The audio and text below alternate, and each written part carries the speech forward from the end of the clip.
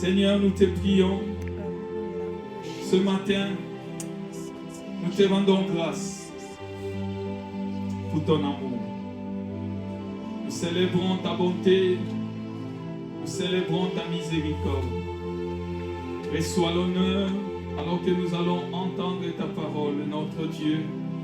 Nous prions ta main, nous prions ta grâce dans le nom de Jésus. Parle-nous par ton esprit au nom de Jésus. Amen. Amen. Amen. Amen. Nous continuons avec la sortie d'Égypte. Alléluia. La sortie d'Égypte parle de ce peuple qui était pendant un long moment en esclavage. C'était le peuple de Dieu. Ils étaient en Égypte sous l'oppression.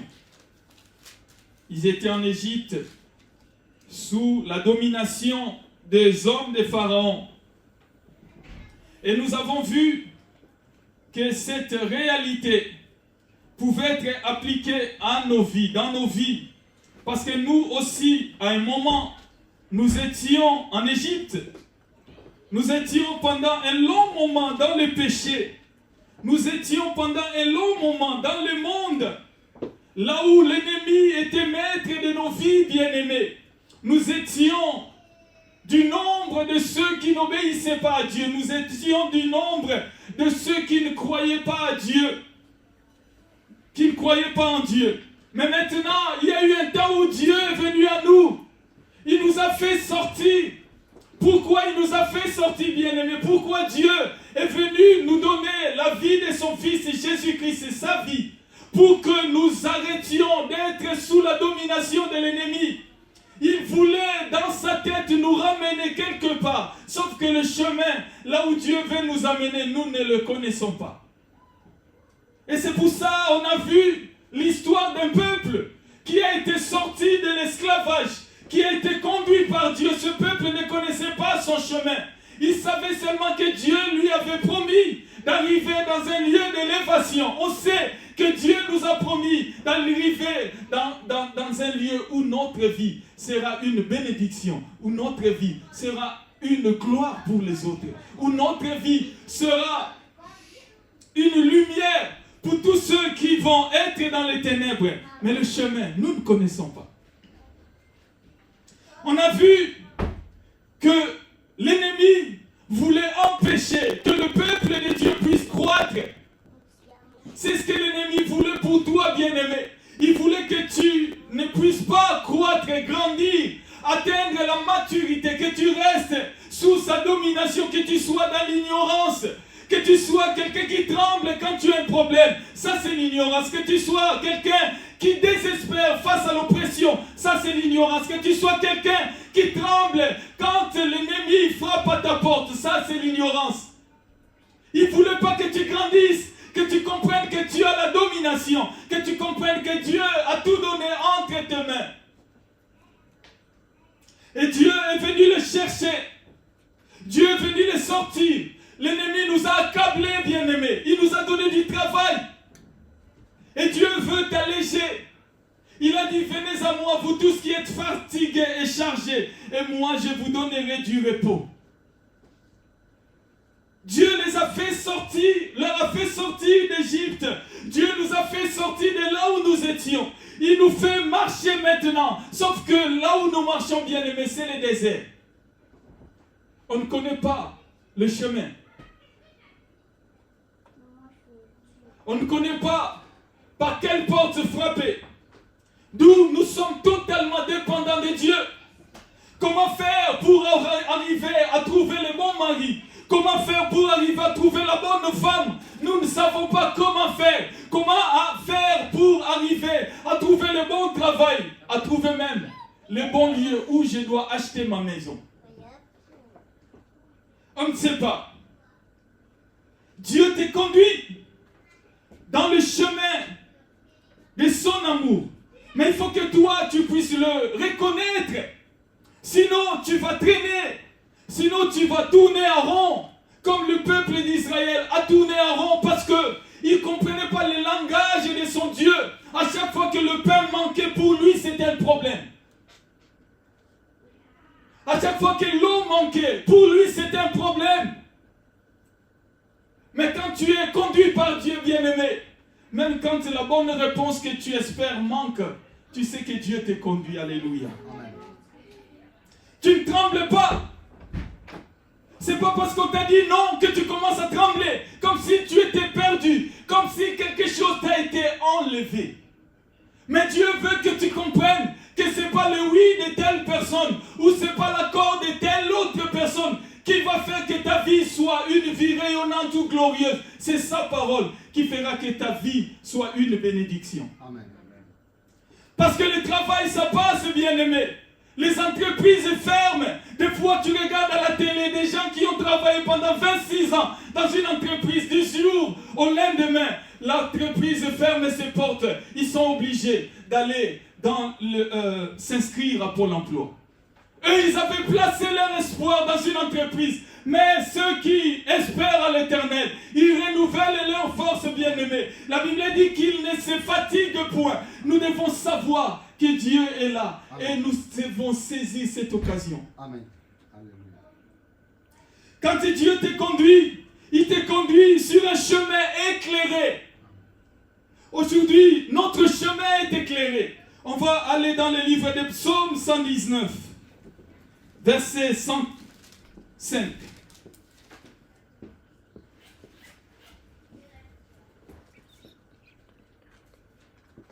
Psaume 119.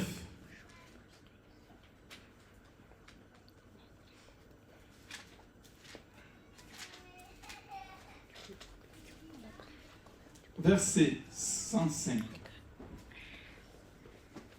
Ta parole est une lampe à mes pieds et une lumière sur mon sentier. La parole de Dieu, Psaume 119, verset 5. Ta parole est une lampe à mes pieds et une lumière sur mon sentier. Le mot parole ici, ce n'est pas le logos. Ce n'est pas non plus le réma. Le mot parole ici veut dire d'abord, c'est-à-dire la manière de faire. Les actions de Dieu sont une lampe à tes pieds. Ce que Dieu fait dans ta vie, il éclaire ta vie, il éclaire ton chemin. Il faut que tu comprennes que si Dieu te dit de t'arrêter, il éclaire ta vie, il te dit de t'arrêter, bien-aimé. Tu ne dois pas penser au contraire, tu ne dois pas penser à quelque chose de différent. Ta parole est une lampe à mes pieds. En réalité, ce n'est pas la parole de Dieu, mais les actions de Dieu. Sa manière d'agir dans ta vie est une lampe à tes pieds.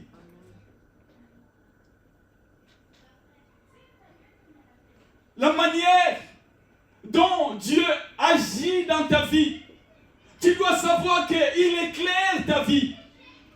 La manière dont il te fait attendre alors que les autres avancent. La manière dont il te dit de rester là alors que les autres se déplacent. Cette manière-là est une lampe à tes pieds. Ta vie est éclairée. Tu n'es pas dans les ténèbres. Il faut que toi, tu puisses reconnaître ça, que tu puisses comprendre combien de gens se sont comparés aux autres pour dire « Ah, c'est ce qui arrive aux autres et pourquoi pas à moi ?»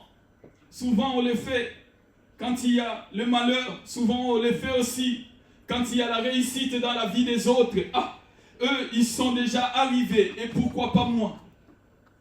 Ils ont déjà eu ça et pourquoi pas moi? Ou des fois ça leur est arrivé certainement, à moi aussi ça va m'arriver. Mais Dieu a fait de toi quelqu'un de différent. Il faut que tu comprennes que sa parole est une lampe à tes pieds. La parole de Dieu. Sa manière d'agir. Sa manière de faire les choses dans ta vie. Des fois, tu vas essayer que la vie que tu mènes soit comme les autres. Qui obtiennent ce qu'ils veulent. Qui trouvent ce qu'ils cherchent. Et tu verras que pour toi, c'est différent. C'est différent, non pas parce que Dieu ne t'aime pas. C'est différent, non pas parce que Dieu n'a pas planifié par rapport à ta vie. C'est différent parce que la parole de Dieu, la manière d'agir de Dieu dans ta vie est une lampe à tes pieds. Dieu veut que tu comprennes que là où les autres vont, ce n'est pas forcément là-bas que toi tu dois partir. Quand David était avec ses frères, Eliab et les autres, ils étaient enrôlés dans l'armée de Saoul. David n'avait pas eu cette reconnaissance. David, tout ce qu'il a trouvé auprès de son papa, c'est d'être envoyé garder les brebis de son père. Alors que les autres, ils avaient l'uniforme, alors que les autres, ils avaient la tenue. Ils avaient des lances, ils avaient des boucliers, ils avaient des casques, ils avaient des sandales, des hommes armés. David n'avait rien, il n'avait qu'un bâton. Et quand il retournait auprès de son papa, il sentait les bêtes qu'il gardait.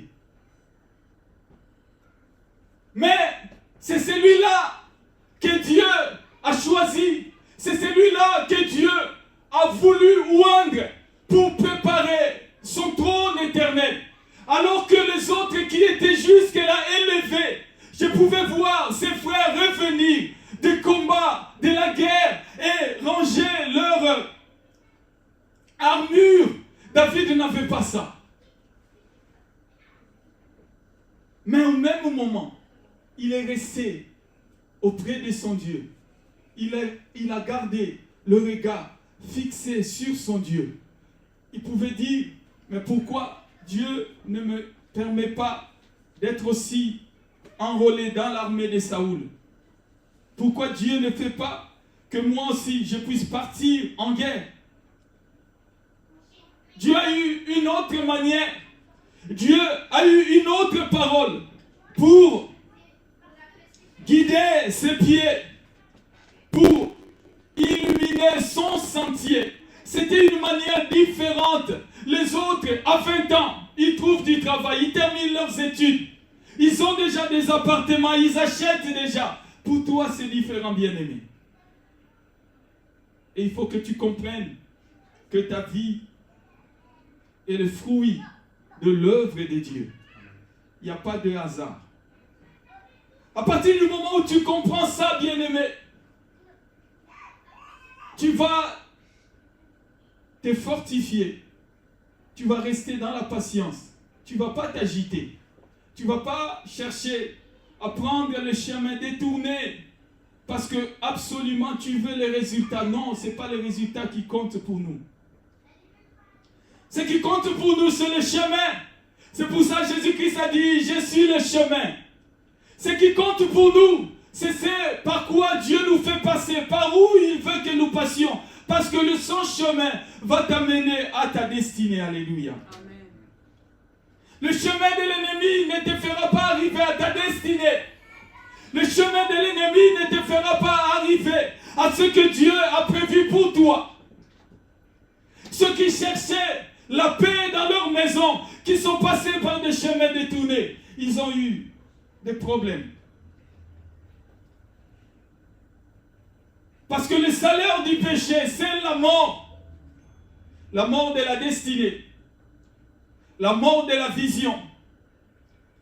La mort du dépôt de Dieu dans nos vies. Mais nous devons rester sur le chemin que Dieu a mis devant nous.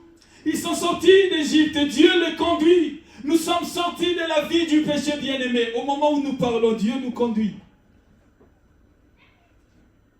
Ce n'est pas l'ennemi qui nous conduit. Ce n'est pas le patron qui nous conduit.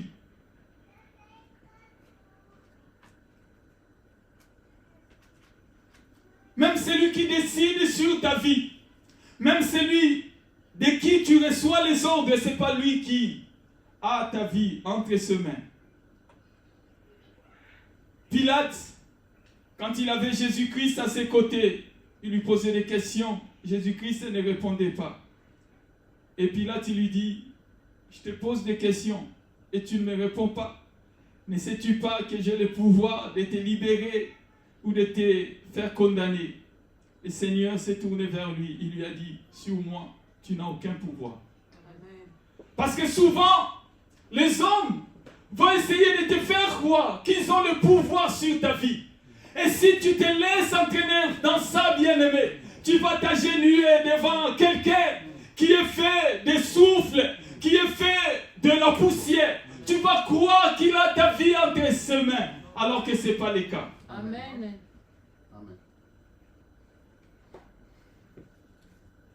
Si nous allons vers les hommes, c'est pour suivre le protocole que notre Dieu a mis devant nous. Ce n'est pas protocole, bien-aimé. Mais sinon, nous n'avons pas besoin.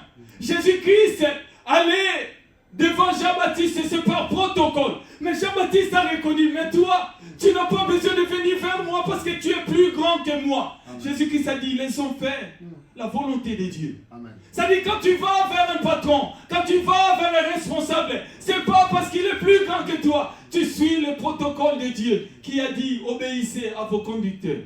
Obéissez à ceux qui sont élevés en justice, en autorité. C'est juste par protocole. Sinon, nous avons la capacité de faire sortir même quelqu'un qui est sous la condamnation. Il y a 3 jours, je parlais avec ma soeur. Et puis elle m'a dit, mon mari, ça fait 1 semaine, je ne le vois plus. J'ai plus de nouvelles. Il doit être arrêté. J'ai dit, d'accord, on va prier. On va prier. Et il va t'appeler. On a prié, il était 15 heures. À 21 heures, elle m'appelle, elle me dit, son mari est là. Son mari est rentré. Parce que, si tu ne comprends pas ça, tu vas trembler. Si tu ne comprends pas ça, tu vas penser que c'est lui qui t'a dit non. C'est celui-là qui te freine dans ta vie. Non, personne ne peut te freiner. Personne. C'est pour ça, quand Dieu conduisait son peuple, Amalek est venu. Amalek voulait empêcher son peuple de passer pour arriver dans le lieu de sa destination. Mais Moïse, qui était élevé par Dieu pour conduire ce peuple, s'est élevé. C'est-à-dire, à chaque fois que tu parles, à chaque fois que tu reçois quelque chose par rapport au problème des gens, tu n'as pas 3 réactions. Tu n'as qu'une seule réaction, tu te tournes vers Dieu. Amen. C'est pour ça, des fois, tu es tout le temps obligé d'être dans le jeûne, tu es obligé d'être dans la consécration, dans la concentration, parce que tu ne sais pas quelle mauvaise nouvelle tu risques d'entendre, et si tu n'es pas prêt, bien-aimé, tu vas trembler. Amen. Tu vas croire que ce qui est devant toi, c'est vraiment la réalité, alors que ce n'est qu'une illusion. C'est le mirage. Si tu es au désert, dans le désert bien-aimé, de loin, tu vas voir que c'est comme si tu avais l'océan devant toi. Tu vois le soleil réfléchir comme ça, comme si tu avais le soleil. Mais dès que tu t'approches de l'endroit, tu vas trouver que c'était que du sable. Mais de loin, tu vas croire que c'était une mer difficile à traverser. La vie, leur chemin était éclairé par la parole de Dieu, par les actions de Dieu, par la manière d'agir de Dieu. C'est-à-dire quand ton Dieu te dit, reste là, c'est une lampe à tes pieds. Quand ton Dieu te dit d'avancer, avance, même alors que les autres s'arrêtent. Des fois, on a envie de faire le chemin avec les autres. Des fois, on souhaiterait que les autres nous suivent, que les autres soient là. Mais ils ne viennent pas. Toi, tu dois comprendre que la manière de Dieu, la manière d'agir de Dieu est une lampe à tes pieds. Tu dois comprendre que ton Dieu veut que tu marches seul. Au point B, une vie éclairée. C'est-à-dire quand Dieu nous fait sortir de la vie du péché, il éclaire nos vies. 1 Jean 3, verset 1.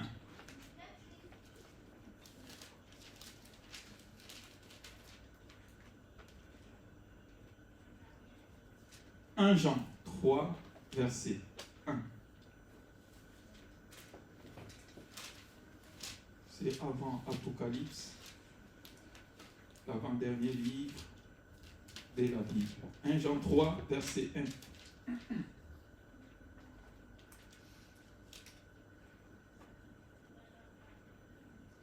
Voyez quel amour le Père nous a témoigné pour que nous soyons appelés enfants de Dieu. Nous le sommes. Si le monde ne nous connaît pas, c'est qu'il ne l'a pas connu. Au verset 18 à 19, petits enfants, n'aimons pas en parole et avec la langue, mais en action et avec vérité. Par là, nous connaîtrons que nous sommes de la vérité et nous rassurerons nos cœurs devant lui. Alléluia.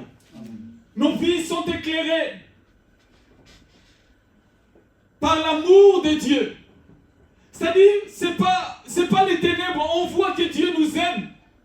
Tu peux voir que Dieu t'aime. À partir du moment où tu comprends cela, bien-aimé, tu ne vas pas être là à demander de preuves d'amour. Tu ne vas pas être là à paniquer pour dire est-ce que Dieu est là ou pas? Est-ce qu'il m'aime encore ou pas? Non. On est tellement sûr de son amour. Notre vie est éclairée. Mon Dieu m'aime. Il me porte dans son cœur. Je suis éclairé. Je n'ai pas besoin d'attendre qu'on vienne prophétiser dans ma vie pour que je comprenne que Dieu m'aime. À partir du moment où je suis devenu enfant de Dieu, Dieu m'a témoigné de son amour. Comment je sais? Ben c'est simple. Il a envoyé son fils mourir à la croix pour moi. Je ne suis plus appelé à aller mourir à la croix. Il y a quelqu'un qui est mort à la croix pour moi. Et donc ma vie est éclairée. Je suis sûr de l'amour de Dieu. Je suis convaincu que c'est Dieu même. Et donc je reste sous sa conduite. Même quand je manque à manger, même quand je manque à boire, je reste là. Parce que je suis sûr et certain que ce Dieu m'aime.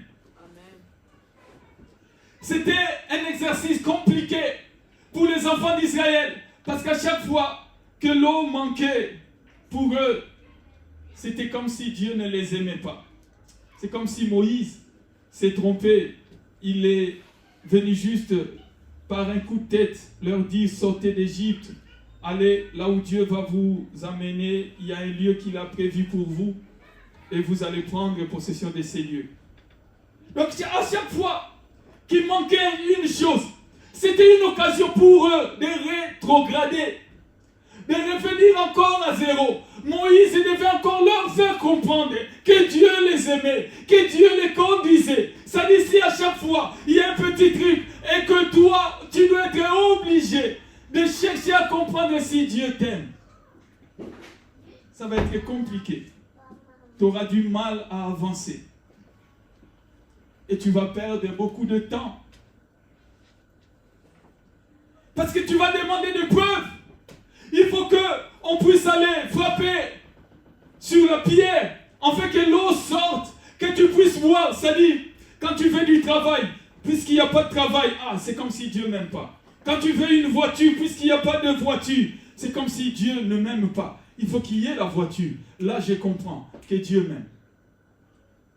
C'est comme dans une relation où l'autre te demande, il faut que tu fasses ça pour qu'il soit sûr que tu l'aimes. Cette relation, elle ne va pas durer. Parce qu'il n'y a pas de confiance. Et le problème de Dieu, c'était pas qu'il était incapable de leur montrer ça. Le problème de Dieu, c'est qu'il voyait combien son peuple ne savait pas qu'il l'aimait.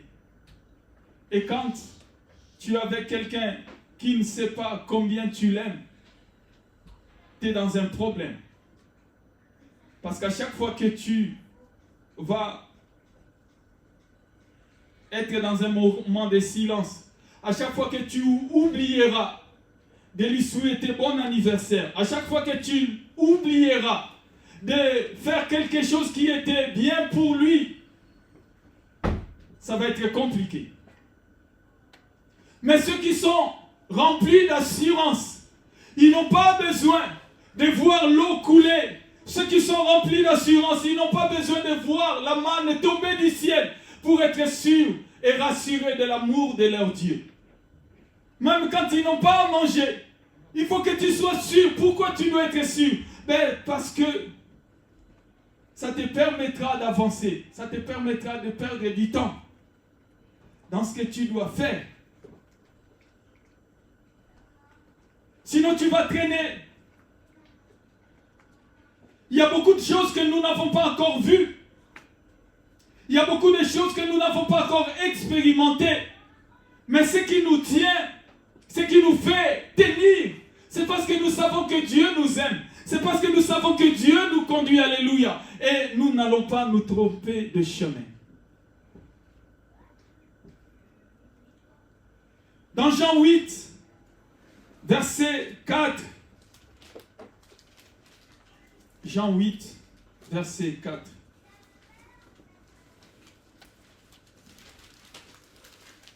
On va commencer. Jean 8, à partir du verset 4.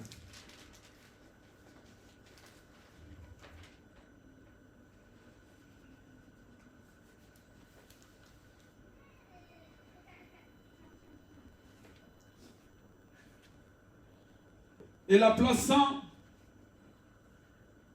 au milieu du peuple, ils dirent à Jésus, « Maître, cette femme a été surprise en flagrant délit d'adultère. Moïse, dans la loi, nous a ordonné de lapider de telles femmes. Toi, donc, que dis-tu » Il disait cela pour le prouver, afin de pouvoir l'accuser. Mais Jésus, s'étant baissé, écrivait avec les doigts sur la terre. Comme il continuait à l'interroger, il se releva et leur dit que celui de vous qui est sans péché jette le premier la pierre contre elle. Et s'étant de nouveau baissé, il écrivait sur la terre. Quand ils entendirent cela, accusés par leur conscience, ils se retirèrent un à un, depuis le plus grand, depuis le plus âgé, jusqu'au dernier. Et Jésus resta seul avec la femme qui était là, au milieu. Cette femme a eu sa vie éclairée. Elle s'est retrouvée au milieu de la condamnation. Mais, gloire soit rendue à Dieu. Elle a eu la grâce d'être conduite auprès de la lumière. Si ces gens avaient eu la bonne, en fait, la mauvaise inspiration d'appliquer la loi de Moïse, on allait voir cette femme lapidée de loin. Mais ils ont eu la mauvaise inspiration d'aller vers la lumière. Et ils ont posé la question à la lumière, bien-aimée. Face à quelqu'un qui était condamné, ils ont dit, cette femme a été prise en flagrant délit. Voyez-vous, tu peux être au milieu d'une foule et être condamné par eux parce que tu passes par un chemin que tout le monde reconnaît comme étant le mauvais chemin. Tu supportes trop, tu attends trop, tu laisses trop, tu te laisses trop aller. Et ce qui est bien, ce qui est glorieux pour cette femme, on est allé vers Jésus. Et c'est là que son salut se trouve. Les gens qui pouvaient le condamner l'ont déplacé vers celui qui pouvait le justifier. Alléluia. Ils ont quitté un endroit où elle était prête à être lapidée là-bas. Ils sont allés dans un endroit où il y avait la vie. Où il y avait la vérité. Où il y avait le chemin. C'est à toi de comprendre, bien-aimé, que si tu es avec ton Dieu, tu es avec le chemin. Si tu es avec ton Dieu, tu es avec la vie. Si tu es avec ton Dieu, tu es avec la vérité. Il n'y a pas de vérité. Il n'y a qu'une seule vérité. La seule vérité qui fait de ta vie une bénédiction. La seule vérité qui conduit ta vie vers l'élévation, vers la victoire. Amen. La défaite, tu ne la connaîtras jamais. Amen. Une vie éclairée.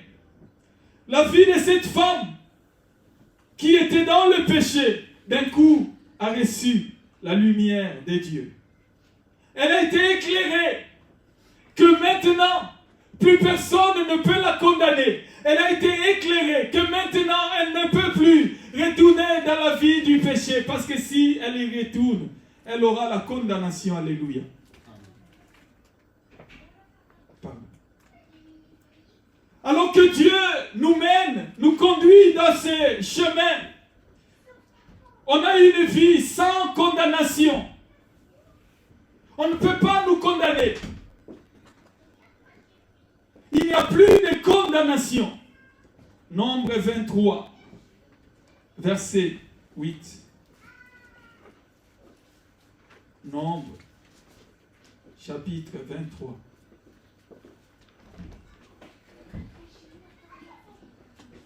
Verset 8.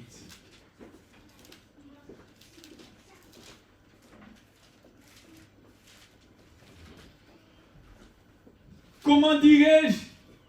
Celui que Dieu n'a pas maudit. Comment maudirais-je, pardon? Celui que Dieu n'a pas maudit. Comment serais-je irrité quand l'Éternel n'est point irrité? Je le vois du sommet des rochers. Je le contemple du haut des collines. C'est un peuple qui a sa demeure à part et qui ne fait point partie des nations. Tu ne fais pas partie des nations. Dieu t'a donné une demeure à part. On ne peut pas te maudire. On ne peut pas proférer, t'adresser des paroles de malédiction. Aucun sorcier, aucun marabout, aucun méchant ne peut te maudire. On ne peut pas te condamner. C'est ce qui t'arrive, c'est ce qui arrive au peuple de Dieu. Alors qu'ils étaient en train de marcher, il y a ces prophètes qui est allé vers la montagne. On lui a dit de maudire le peuple de Dieu. Et là, le peuple de Dieu ne savait pas qu'il y avait quelqu'un qui voulait le maudire.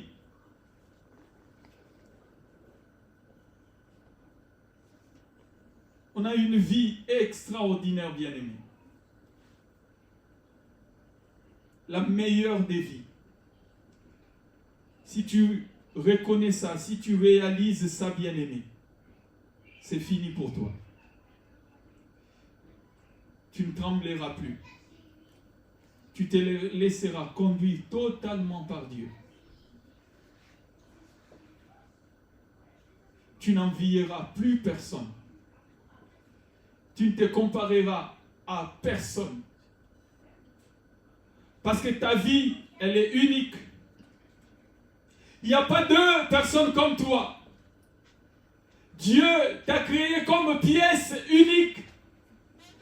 Tu ne peux pas te mesurer à quelqu'un d'autre. Il n'est pas comme toi. Il ne sera jamais comme toi. Même si vous étiez jumeaux, même les deux jumeaux, même les deux jumelles ne se ressemblent jamais. Ils n'ont pas la même vie. Ils sont dans le même ventre, mais ils ne partagent pas la même victoire. Ils ne partagent pas la même destinée. Ils peuvent porter les mêmes vêtements.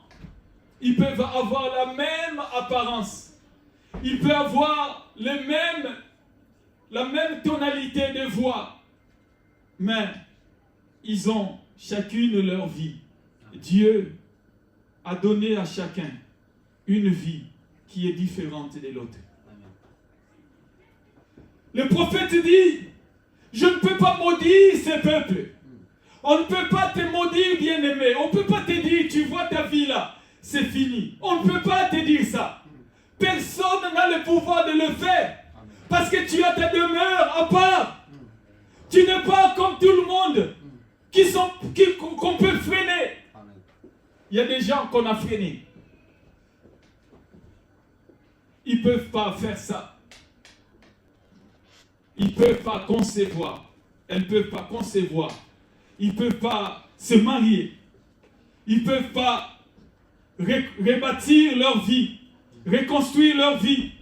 Mais toi, tu as ta demeure à part. Celui qui demeure sous l'abri du Très-Haut repose à l'ombre du Tout-Puissant. C'est là-bas que tu as ta demeure. On ne peut pas te maudire.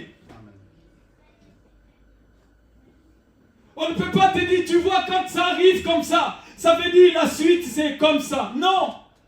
Tu as ta demeure à part. Dieu a placé ta demeure sous son abri. Je le vois au verset 9, au sommet du sommet des rochers. Je les contemple du haut des collines. C'est un peuple qui a sa demeure à part, qui ne fait point partie des nations. Tu ne peux pas nous mélanger. Tu ne peux pas mélanger ta vie avec la vie des autres bien-aimés. Jamais. Jamais.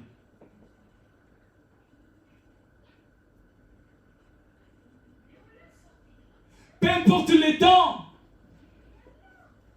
peu importe le moment que tu traverses, ton heure arrivera.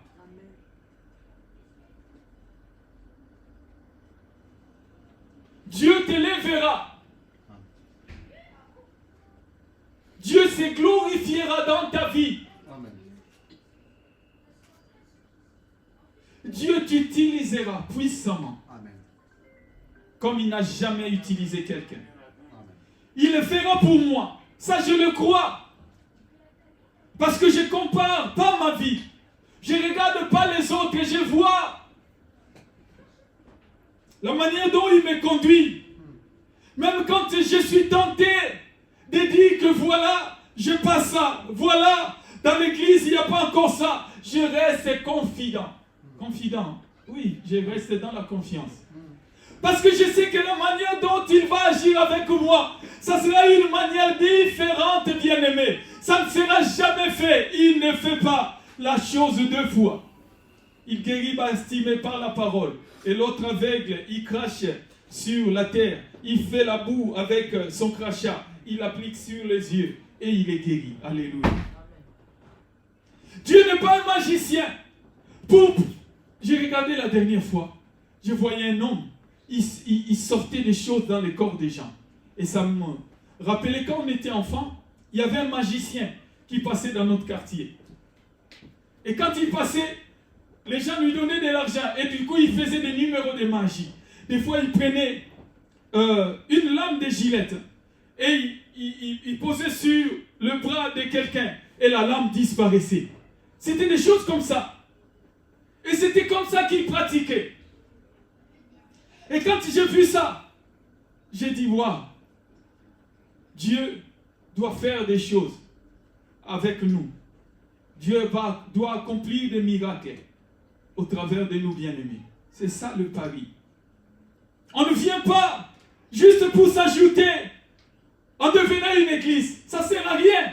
Si on n'avait que cet objectif bien-aimé, ça ne nous servirait à rien. Paul a dit, si notre espoir est seulement dans le manger et le boire, ça nous sert à quoi? Nous sommes là pour que le boiteux marche, alléluia. Nous sommes là pour que la guérison de Dieu entre dans la vie des gens. Amen. Nous sommes là pour que le miracle de Dieu devienne quelque chose d'ordinaire, bien-aimé. C'est pour ça que nous devons travailler dur. Nous mettre de côté, ne pas aller comme les autres vont. C'est facile. Mais nous avons choisi le chemin de la difficulté, là où les gens auront le miracle de Dieu accessible à leur vie. Alléluia. Amen. Et ça, c'est dur. c'est dur. Mais gloire à Dieu parce qu'il donne la force. C'est lui qui donne le pouvoir et il donne le vouloir et le faire. Amen. Il place en nous le désir de le chercher, de le vouloir, de voir sa main, pour que les gens comprennent qu'il y a un Dieu qui existe, alléluia. Amen. Que c'est un Dieu qui apporte la solution au problème. Amen. Et c'est ce qui va se passer, bien-aimé. C'est ce qui se fera, parce que c'est obligé que nous puissions voir le miracle de Dieu, le surnaturel de Dieu. Ce peuple qui était conduit, bien-aimé, ils vivaient le surnaturel de Dieu tous les jours. Alors qu'ils étaient conduits, il y avait la nuée. Alors qu'ils étaient conduits, il y avait la colonne de feu, bien-aimé. Ils s'élevaient, la colonne, la nuée était là. Ils voyaient que Dieu était là dans leur vie. Même quand il manquait l'eau, même quand il manquait à manger, ils pouvaient voir la nuée. Tout Israël voyait cela. Il y a un homme de Dieu qui a dit, même le plus grand prophète ne verra pas le plus petit des miracles que les Israélites ont vu Dieu accomplir en Égypte. Ils ont vu la mer rouge se séparer, bien-aimés.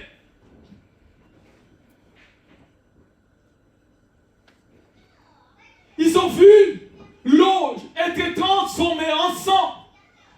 Ils ont vu la manne pleuvoir, descendre du ciel comme ça. Ils l'ont vu.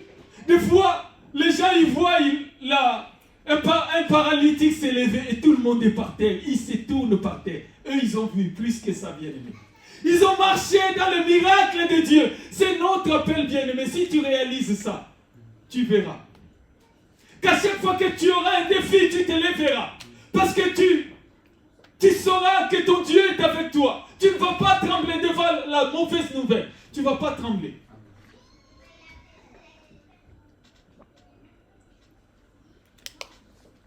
Il n'y a plus de condamnation. Rien ne peut nous condamner.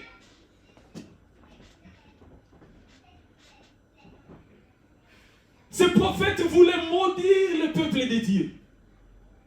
C'est pour ça, des fois, vous avez des séminaires, comment sortir de la malédiction, des choses comme ça. Et les gens, ils aiment ça. Ils vont aller écouter. Parce qu'ils pensent qu'il y a quelque chose qui leur sera dit pour qu'ils sortent de la malédiction. Mais ici, on voit que Dieu dit de son peuple que c'est un peuple à part. Il n'est pas comme les autres. Tu ne peux pas les condamner. Depuis que je suis devenu chrétien, je n'ai jamais fait des choses genre cure d'âme, des choses genre...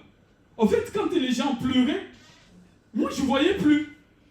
Je ne voyais pas, en fait, pourquoi j'avais besoin de la délivrance. Je n'ai jamais vu ça. Je n'ai jamais vu pourquoi j'ai besoin de la délivrance. Parce que la parole que vous avez entendue vous a rendu libre, alléluia. La Bible dit, la parole que vous avez entendue vous a rendu libre. Par cette parole, par cette seule parole que nous entendons ce matin, nous sommes déjà libres. Amen, amen.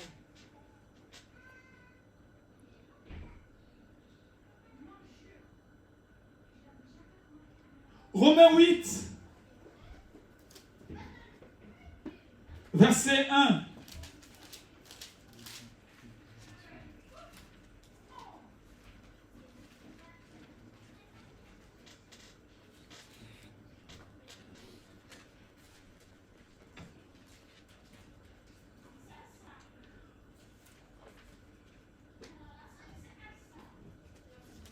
Romains chapitre 8, verset 1. Il n'y a donc, maintenant, aucune condamnation. Même pas une. Même pas la plus petite des condamnations. Il n'y en a plus. Zéro. Pour ceux qui sont en Jésus-Christ. Il n'y a plus plus de condamnation pour moi qui suis en Jésus-Christ. Amen. Pourquoi il n'y a plus? Paul essaye maintenant de développer. Il dit en effet, la loi de l'esprit de vie en Jésus-Christ m'a affranchi de la loi du péché et de la mort. Il y a une loi qui t'a affranchi. S'il y a une loi qui t'a condamné, il y a une autre loi qui te libère. Il y a quelqu'un qui t'a condamné par rapport à une loi. Mais sauf qu'après cette loi de condamnation, il y a une nouvelle qui est venue t'affranchir.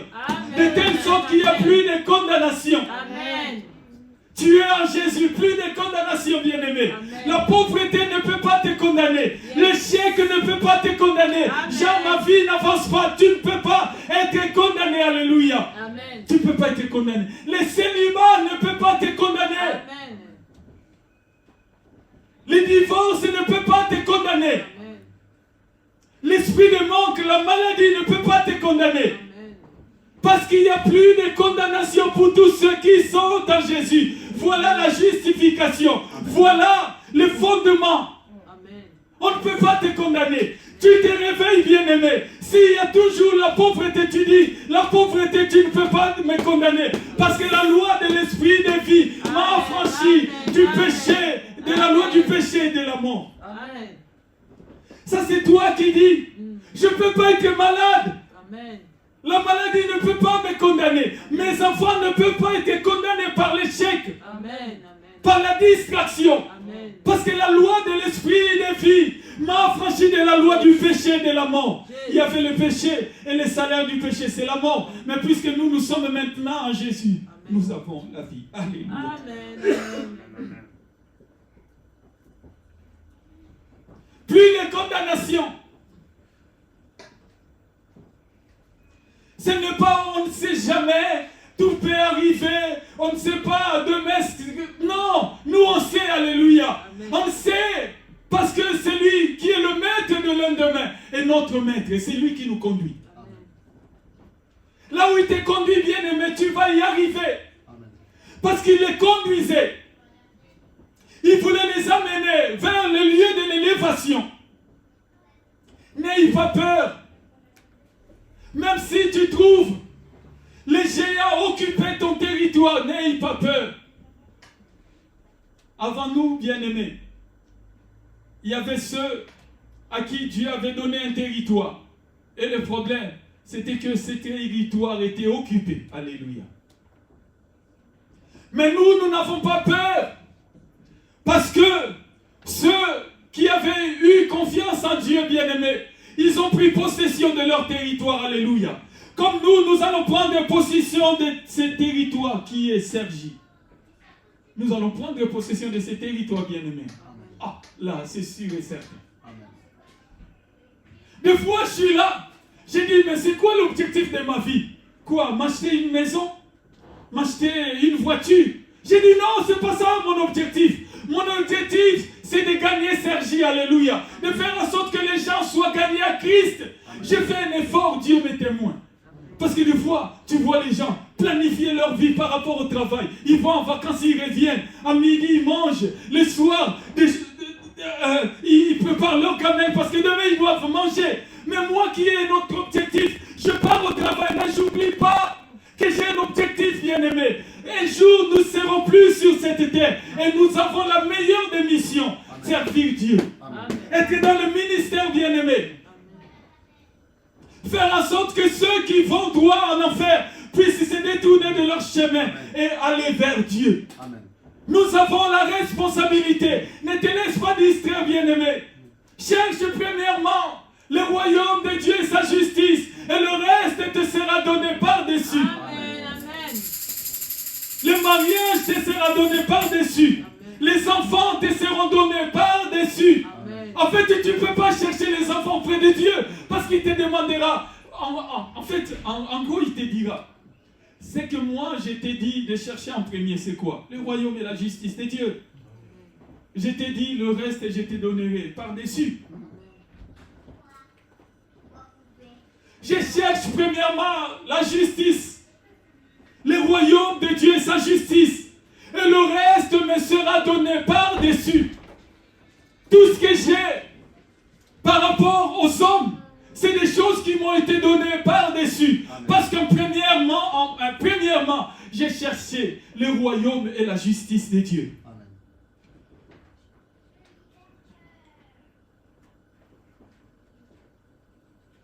Nous devons le suivre. Parce qu'il nous conduit. Depuis qu'il nous a fait sortir de la vie du péché. Notre Dieu bien-aimé, il nous conduit. Il est le bon berger. El Roi. Le Dieu qui conduit.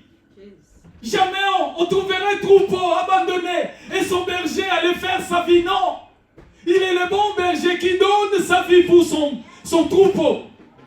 Il continue à nous conduire. C'est pas parce que tu passes par des rochers, là où il n'y a pas du vert pâturage, que ton berger t'a abandonné. Non. Il te conduit dans le vert pâturage. Amen. Là où tu ne vas pas seulement manger, mais là où tu dois aussi te reposer. Amen. Tu feras deux choses là où ton Dieu t'amène. Amen. C'est pas que tu rentres quelque part et le mariage, beaucoup de problèmes, les gens qui se battent. Non. Là où il te conduit dans ton mariage, il y aura aussi le repos. Amen. Tu vas jouir de ton mariage et tu auras le repos. Parce que ton berger t'a conduit. Tu vas rentrer dans un travail et tu auras le repos. Amen.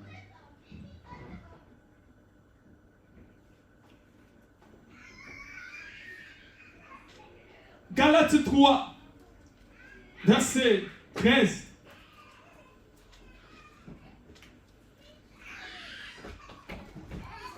Galates 3.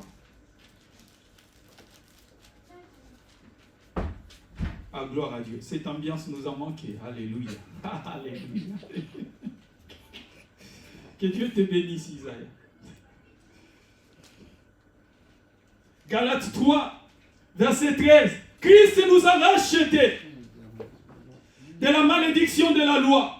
Quand on achète quelque chose, bien aimé, cette chose-là, on l'enlève de la vitrine.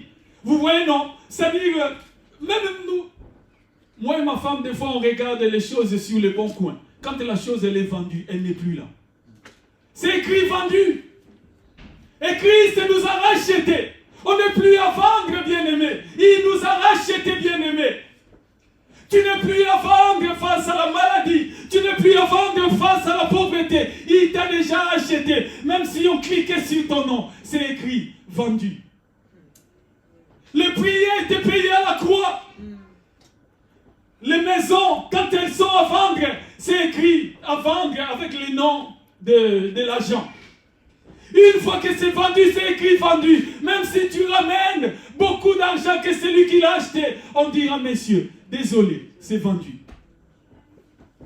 Et Christ nous a rachetés parce qu'il ne veut plus que quelqu'un d'autre vienne nous acheter. Nous sommes déjà rachetés. Le prix a été payé. C'est fini. Tu ne peux plus acheter pécho. On ne peut plus t'acheter.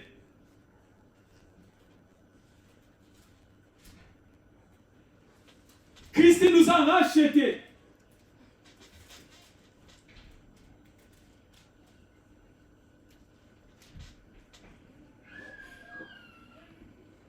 Étant devenu malédiction pour nous, car il est écrit, maudit et quiconque est pendu au bois. C'est lui qui est maudit, c'est pas moi. S'il y a quelqu'un qui était maudit, c'est Jésus, c'est pas moi. Moi, je ne le suis plus, alléluia. Amen. Ce qui fait que tu marches, quelqu'un te dit des choses pas bien, même pas la peine d'aller se battre avec lui. Ah non, qu'est-ce qu'il m'a dit là? Non, tu ne peux pas être maudit. Si tu sais ça, même celui qui t'adresse des paroles méchantes, tu ne vas pas le calculer. Parce qu'on ne peut pas te maudire. Si tu vas le chercher, c'est parce que tu ne comprends pas qu'on ne peut pas te maudire. Il nous a rachetés. On était à vendre. Il y avait un prix sur nous. Et Dieu a déversé ce prix. Il a envoyé son fils mourir à la croix. Il a payé, racheté. Amen. C'est écrit vendu, alléluia. Vendu, acheté. On ne peut plus me mettre sur le marché. Dans cette vie que Dieu nous donne, il y a les combats. Ça sera notre dernière ligne. Il y a les combats, notre dernière ligne. Ah, j'aime les combats qu'on a menés ces derniers temps-ci, maman, j'ai tout, tu n'as pas idée. Dieu dit, Ésaïe 54, 17, un bon combat qui fait que les autres mangent à midi, toi tu ne manges pas. Là tu combats. Et on va te poser des questions, pourquoi tu ne manges pas? Parce que toi tu es en train de combattre, alléluia. Des fois c'est beau. Tout le temps, la dernière fois, j'ai dit, aujourd'hui, je ne me réveille pas tôt, parce que ma gamelle, je ne fais pas. Je suis dans les combats. Un beau combat. Et du coup, tu arrives, les gens te demandent pourquoi tu ne manges pas. Gloire à Dieu, alléluia. Amen. Tu combats.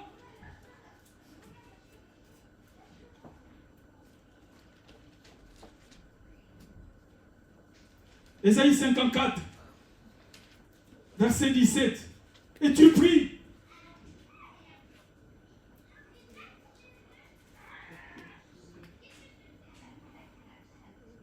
Toute arme forgée contre toi sera sans effet. Toute langue qui se lèvera en justice contre toi, tu la condamneras. Tel est l'héritage des serviteurs de l'Éternel. Alléluia. Amen. Voilà pourquoi il y a Mohamed, tu dois servir Dieu. Dès que tu commences à servir Dieu, tu as cet héritage-là. C'est-à-dire qu'avant que nous naissions, il y a eu un héritage qui nous a été laissé. On a dit ceux qui vont servir Dieu. Amen. Toute arme forgée contre eux sera sans effet. Même pas besoin de prier. Je sers Dieu. Et du coup, toute arme forgée contre moi, sans effet. Amen. Même si c'était bien aiguisé l'arme, tu vois, c'était une épée, c'était, je sais pas, un revolver, je sais pas, c'était la calomnie, la jalousie. L'arme forgée contre toi sera sans effet. Amen. Pourquoi? Parce que tu sers Dieu. Amen. Dieu a besoin de toi. Il ne peut pas te laisser être condamné. Il ne peut pas te laisser être atteint par l'arme forgée par l'ennemi. Du coup, il prend ta défense. Parce qu'il sait que le dimanche, on a besoin de toi. Amen. Il sait que nous, on va faire du bruit.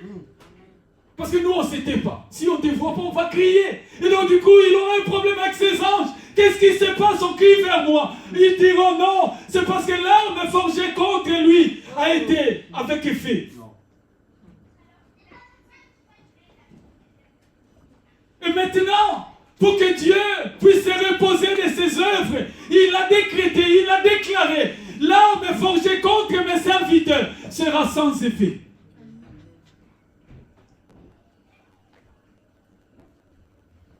Sans effet. Ne suis pas, oh non, il a été empoisonné. Et puis, ça s'est manifesté dans sa vie. Ça, c'est lui. Vous comprenez un peu? Oui. N'allez pas copier la vie des gens. L'unique vie à copier, c'est la vie de Dieu. Alléluia. Amen, amen. On n'a qu'un seul maître. C'est Jésus-Christ. Amen. Il est le rabbi. N'allez pas copier la vie de l'autre. Oh, c'est arrivé à lui, certainement à moi. Sinon, moi, ça ne m'arrivera pas. Toute arme forgée contre moi est sans effet. Amen. Au nom de Jésus. L'arme du chômage forgée contre moi est sans effet. L'arme de la maladie forgée contre moi, sans effet. Amen. L'arme de la sorcellerie forgée contre moi est sans effet. Amen. L'arme de la condamnation forgée contre moi, sans effet. Parce que je sers Dieu. Un jour, j'avais prêté un stylo à un autre élève. Et la personne avait la conjonctivite, c'est ça, non? Oui. Du coup, le diable, il est méchant. Donc, il prend une espèce de serviette. Donc, il s'essuie. Et puis, il applique sur mon stylo. J'ai dit, oh, moi, je t'ai donné mon stylo. Tu l'appliques. Pour que moi je puisse attraper ça, je ne l'aurai jamais au nom de Jésus. J'ai récupéré mon stylo. Et jamais j'ai été contaminé. Alléluia. Ne soyez pas dans la peur. Ne soyez pas. Toute arme forgée contre toi, je le déclare ce matin, est nulle et sans effet. L'arme de l'accident, nulle et sans effet.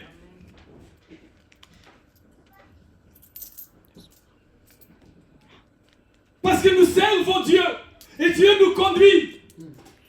Il veut que nous puissions arriver. Exode 17, 54, 17. Toute arme, il y a des armes contre toi. Sera sans effet. Et toute langue, là maintenant ce n'est pas l'arme, mais la langue de mauvaises paroles. Ah, tu sais, ta situation là, c'est fini. N'espère plus. Tu la condamneras. Tel est l'héritage des serviteurs de l'Éternel.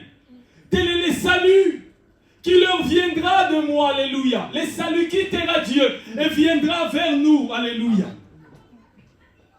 Dit l'Éternel. Exode 17, parce qu'on est arrivé presque vers la fin. Exode 17, verset 8.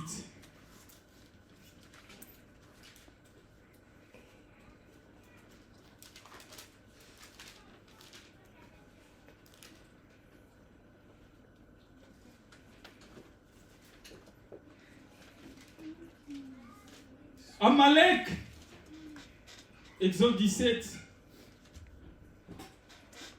verset 8. Amalek vint combattre Israël à Raphidim. Alors Moïse dit à Josué, choisis-nous des hommes, sors et combat Amalek. Demain je me tiendrai sur le sommet de la colline, la verge de Dieu dans ma main. Josué fit ce que lui avait dit Moïse pour combattre Amalek. Et Moïse, Aaron et Hur montèrent au sommet de la colline. Alléluia. Ça, c'est le peuple de Dieu. La Bible dit Amalek est sorti pour combattre. Des fois, tu pars au travail, Amalek sort pour te combattre. Des fois, tu vas à l'hôpital, Amalek sort pour te combattre. Des fois, tu vas à l'école, Amalek sort pour te combattre. N'aie pas peur. La Bible dit les mains de Moïse. Au verset 11, lorsque Moïse élevait sa main, Israël était le plus fort. Et lorsque Moïse baissait sa main, Amalek était le plus fort. Les mains de Moïse étant fatiguées, ils prirent une pierre qu'ils placèrent sous lui. Il s'assit dessus. Aaron et Hur soutenaient ses mains, l'un d'un côté, l'autre de l'autre. Et ses mains restèrent fermes jusqu'au coucher du soleil. Et Josué vainquit Amalek et son peuple au tranchant de l'épée. L'Éternel dit à Moïse, écris cela dans le livre. C'est pour ça qu'on le lit, parce que Dieu a dit à Moïse, écris cela, que Amalek a été vaincu. Il faut que ceux de 2023 le lisent. Que Amalek a été vaincu, il était sorti devant Israël. Il voulait l'empêcher d'aller vers le lieu de son héritage, mais il a été vaincu. Pour qu'eux aussi comprennent que quand l'ennemi se lèvera devant eux, qu'ils se tiennent bon, qu'ils tiennent bon et qu'ils les combattent. L'Éternel dit à Moïse, écris cela dans le livre pour que les souvenirs s'en conservent. Et déclare à Josué que j'effacerai la mémoire d'Amalek de dessus les cieux. Alléluia. Amalek, aujourd'hui, a été détruit. Si tu as un combat, si tu as un défi, n'aie pas peur, bien-aimé. Moïse a écrit cela pour que tu comprennes que quand il y a un combat qui t'est opposé, que tu comprennes que ton Dieu est là. Alléluia. Amen. Que tu lèves tes mains vers Dieu et que tu continues dans la foi, que tu te mettes à prier jusqu'à ce que ton Dieu te donne la victoire. Alléluia. Amen. Au nom de Jésus, que Dieu soit loué. Amen.